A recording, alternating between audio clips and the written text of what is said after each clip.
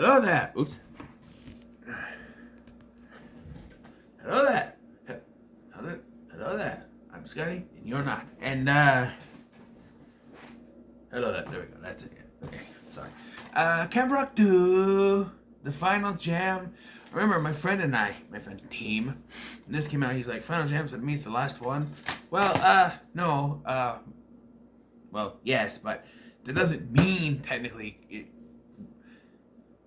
was going to be, because movies that have final in them, like Friday the 13th, the final chapter, Jason Goes to Hell, the final Friday, Freddy's Dead, the final Nightmare, not the final ones. So you have one that has final or last in the name, probably not, but they did not make another one because I think mostly due to the split between Disney Channel and Demi Lovato after the Sunny with a Chance thing, and the Jonas Brothers left Disney, eventually too. But a movie that is very confusing to me, well, not confusing, but kind of interesting, because I was excited for this. I loved the first one. This was coming out. I'm like, okay, it went in a different direction. Well, the first one had Tess as sort of an antagonist. We have an actual villain in Brown's former bandmate that he kicked out of the band, Axel Turner, played by Daniel Cash, who, if you're a Goosebumps fan, you know as Carl from Carlsville. He was also the doctor in Mama. So, yeah, and he's a terrific villain. He's great as Carl. He's great here as a villain. Great villain. He opens a camp across the lake called Camp Star, which is a competition to Camp Rock. I don't know how to look at the thing. To Camp Rock. The problem is, there's differences. Camp Rock is a fun place. Camp Star is, we are doing this for business. We're doing this to be famous. And we're going to put 100%. We're not going to stop working. All that stuff. Actually, this is the extended edition, which has 2 different extended scenes in it. Both musical scenes. I do want to start with a criticism that I forgot to mention in this one and the first one. The reason for the first one is that the first one is not a traditional musical in the sense that songs just pop up. Every song in this, except for the first one at the beginning, sort of a montage, everything else is done as if it was like a performance on a stage for the people there. This one, not so much. This is a full-blown musical. They went from, just having performances in there to actually making it a full-blown musical. I mean, I remember when I first watched this, you get Mitchie's first song.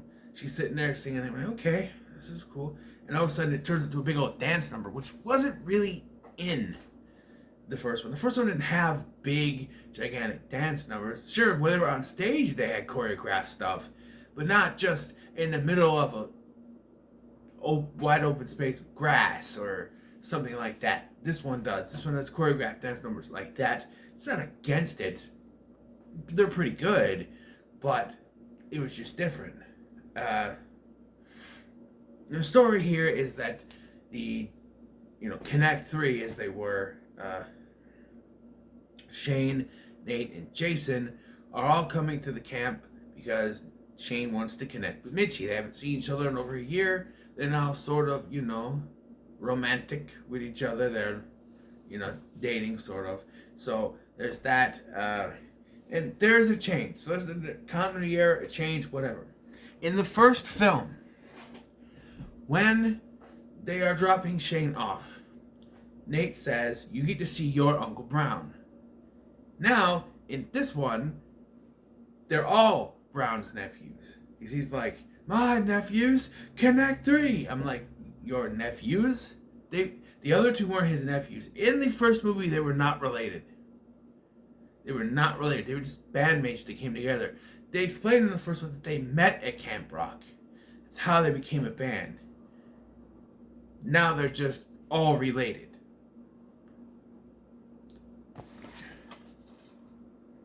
This different writer. Screenplay by Rosario McCoy. Edited. Written Written by Dan Bernson, Karen Gist, and Regina Hicks. Written by Karen Gist and Regina Hicks, and Julie Brown and Paul Brown. So there's some different writers, but for the most part, Karen Gist, Regina Hicks came back. They forgot their old plot point about how they weren't brothers, or just decided, hey, it's the Jonas Brothers, make them brothers. I don't know. It's just confusing. So, they get there and they notice that they're missing some. It's less students there and not much staff, and so Brown tries to explain that Camp Star moved across the lake, and then a bunch of stuff drops down with marshmallows, chocolate bars, and graham crackers, as the guy does say. And they're invited to a campfire at Camp Star. It turns out to be this whole performance thing, and this is where we get the first change from the television version. In the television version, Axl goes up on stage and asks if there anyone who'd like to perform. But no one does, and so he says, okay, Camp Star will make the first attempt, and they play their song. In this one, he offers, and Mitchie comes up and sings a song called Different Summers, which is fine. I see where they took it out, though. It's the second song, technically, and you go from big, it's a brand new day, to I remember different summers. It's a little slow, I don't know, but if you take that out in the TV version and go from, it's a brand new day, to giving you the fire, gonna light it up. That's it's more smooth transition, to get it going. Beginning of the movie, pumping up, but Different Summers is fine. So there's this performance, and all of a sudden after this, they did both have a performance because it's their standard version. He's like, is there any, I'm a little short-handed. Is there any Camp Rock staff that would like to jump over? They're like, and there's any campers. Now, first of all, he says that they're understaffed and they have too many, right? Which means they have like too many kids for less staff. So he hires Brown. So he asks any of Camp Rock staff wants to come over, which some of them do, and then asks if there's any other campers that want to come over. Well, if you were already overstaffed before and you get there's not that many staff. Like Brown says that he lost most of his remaining staff.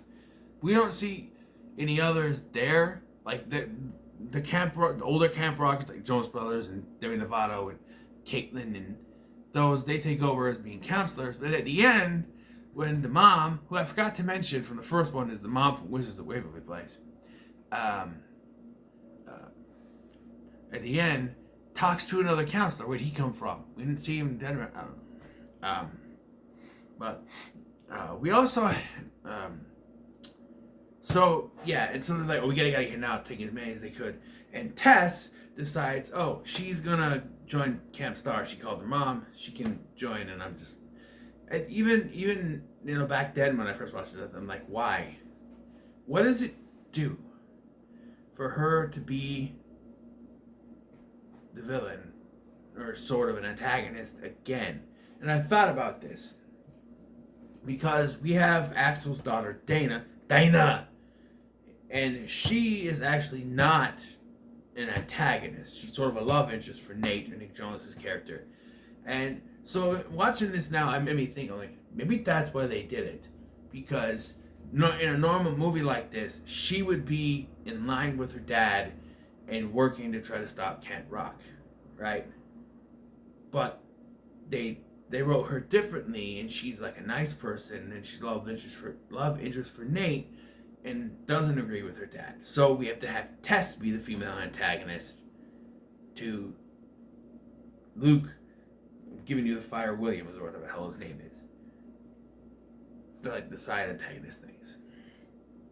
Okay, fine, but it doesn't really make much sense because she's buddy with them at the beginning of this. She's like, my mom said I can change. She's like, I'm not even gonna pretend to be sympathetic. I'm just like, okay. All of a sudden she's mean again, and it's Sharpay syndrome, because that's what they did. They took the Sharpay from High School Musical movies and they said, put her template to her. Everybody was bitching she's too close to Sharpay, and now she's just being bad in every movie and then turning good at the end. I don't know. They didn't go any further than this, but yeah. There's also the mini rockers, or whatever they are, the little kids. One of them played by the Jonas Brothers' little brother, Frankie Jonas, who was also on the Jonas Show, playing their little brother. And so they decide, they're the counselors now. We have to do, we have to do the schedules and make things going. And then they decide we need to take it to them, and we need to challenge them to a camp rock off, or whatever you call it. Camp versus camp. And that's when Mitchie becomes an uber serious person and no longer has time for Shane, no longer has time for any fun anymore. She's basically turning into Axel Turner, all this stuff. But eventually she does, see the error of her ways down the line. But she's like impossible at first, because every time that Shane tries to get through to her, he has a water fight and she complains, well, look what you did, and so like that, Meanwhile,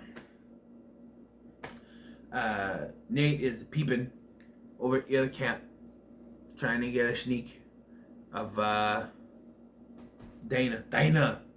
And so their relationship is a thing, and then she sneaks over to see him, but he doesn't really know what to say, because we're guys.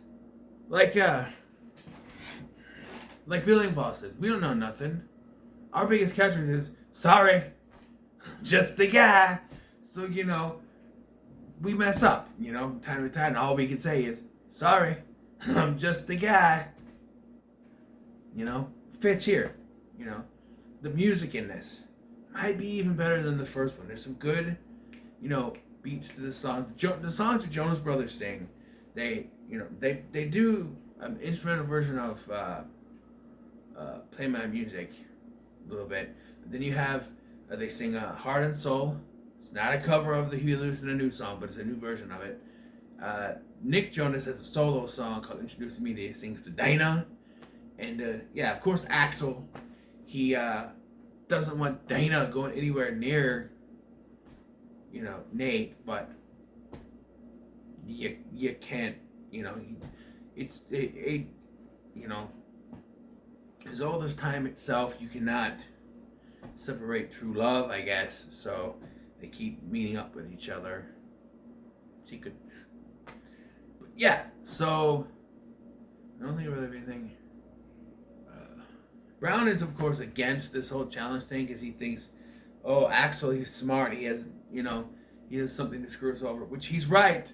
Everything that he complains about, he's absolutely right. He goes, this is going to be the end of me. This is going to be the end. I'm not going to be here next week. Axl's going to find a way. He's right.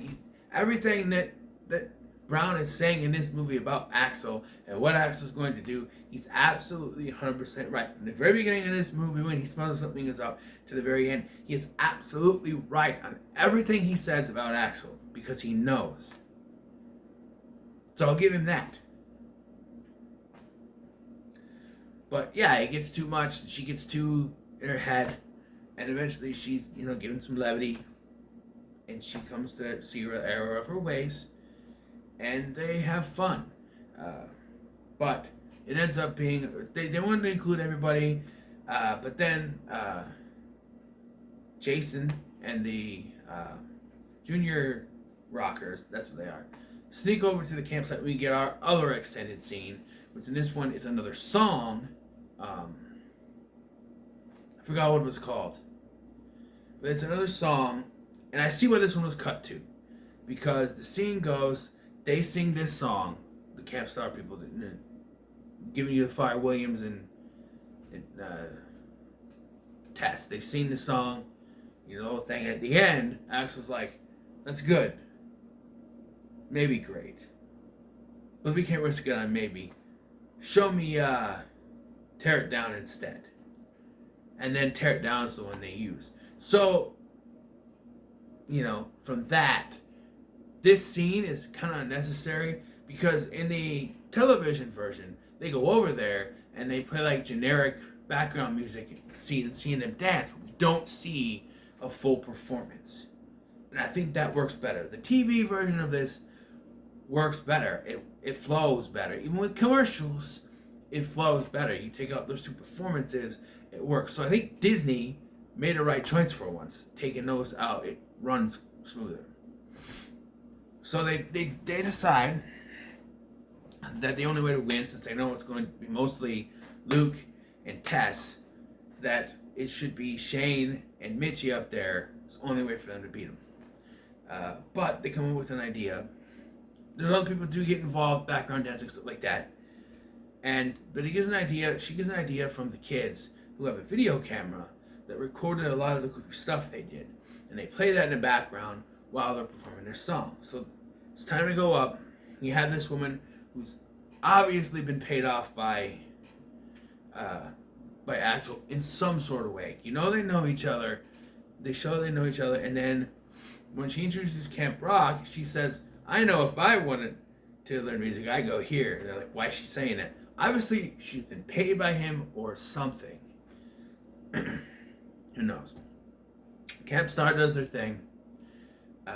It's Camp Star. That's the Camp Rock. Camp Star does their thing. And then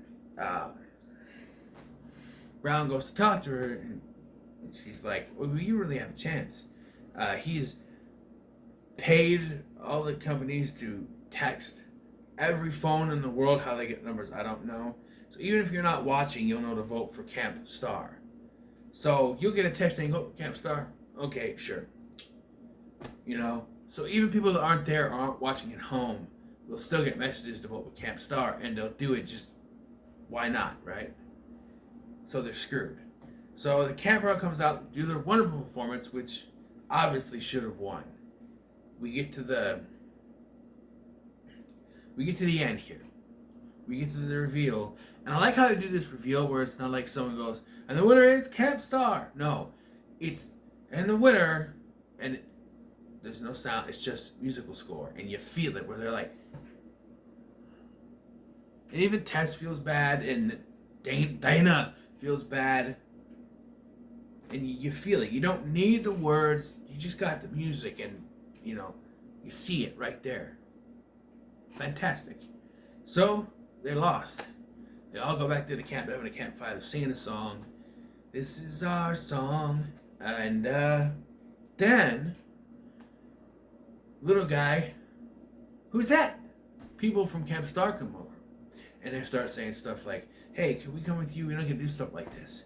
And people are like, hey, we come, and Tess is like, can I come back here next year?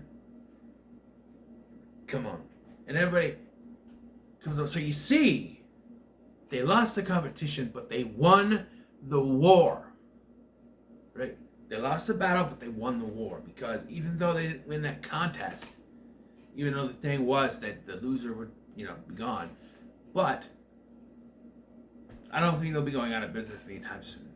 Because the whole thing is they lost the competition, but they won the people. Everyone wants to come over because they saw how much fun it was. So in the end, they won. And yeah, so they sing in the song. This song ends it. But there's one thing I want to point out is that, and I got this from my friend Tim, so he gets all the credit in the world when we first watched this. Brown. During the song, there's a point where he's standing there, he's going, so bad it's good, and he's like, look at him, he's going, I won. I'm like, so every time I see that, it's like, I won. That's what I get from that. So yeah, when it crescendos, he's like, yeah, he's happy, he won, in the end, he won. So, yeah, this is good. I gave it a score for this. I'm still gonna have to say this is pretty good. It's not. This was 2. If I didn't give it a score for this is pretty good. So, I think I did though. But yeah, these are both pretty good. I think I like this one better. But the villain in this is actually still very good. But you know, it's different. But yeah, so what are your thoughts on Camp Rock? Leave them in the comments below. Make sure to like, share, and subscribe. Thanks for watching. I've been Scotty, and I'll see you in the next one.